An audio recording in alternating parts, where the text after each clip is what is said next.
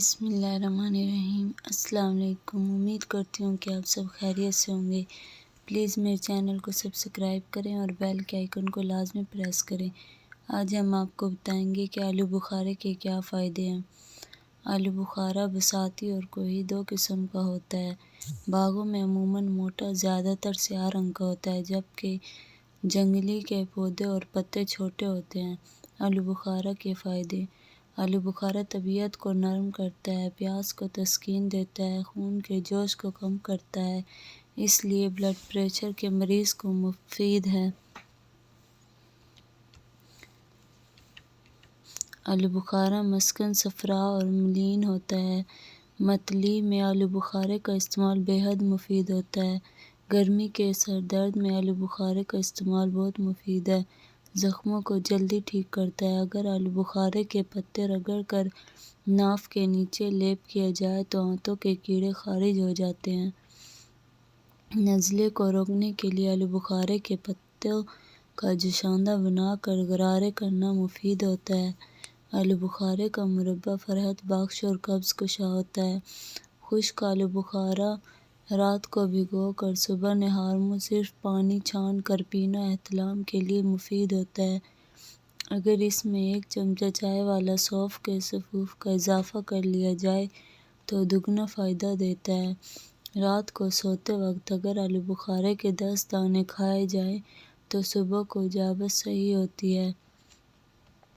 خارش کو دور کرنے کے لیے آلو بخارے کا مسلسل استعمال بے حد مفید ہوتا ہے۔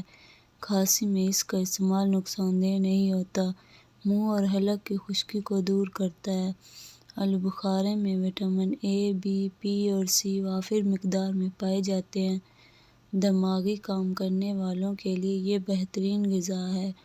پاؤں کی جلن کو دور کرتا ہے۔ چڑچڑے مزاج والوں کے لیے یہ بہترین پھل ہے جس سے یہ مرض دور ہو جاتی ہے۔ نیند کی کمی کی مرض میں آلو بخارے کا استعمال بہترین ہوتا ہے۔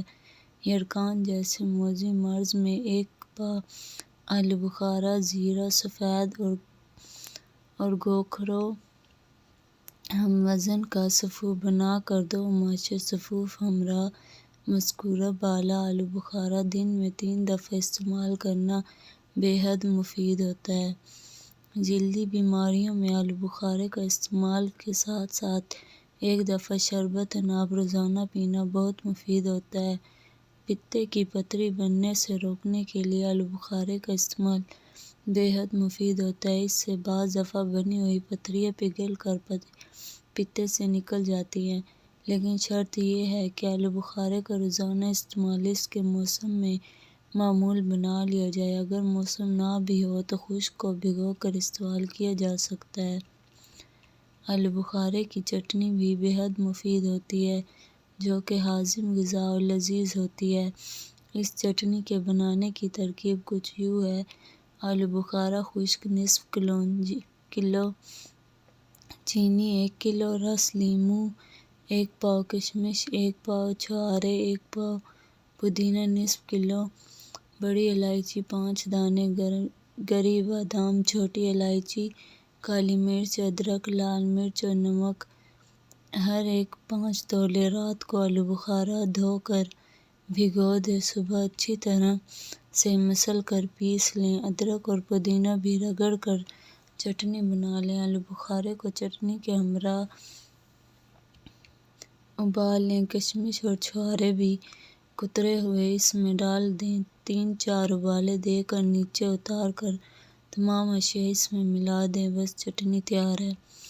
آلو بخارے کا شربت بھی تیار کیا جاتا ہے، جو خشک آلو بخارے، عرق گلاب اور چینی سے تیار ہوتا ہے۔ قبض، گرمی، خارش اور جوش خون کے لیے مفید ہوتا ہے۔ اس کے علاوہ یرقان، غلبہ، پیاس اور درد سر میں بھی فائدہ مند ہے۔ آلو بخارے کا رس 1 تولہ گرم کر کے پینا گلے کے ورم اور قے کے لیے مفید ہوتا ہے۔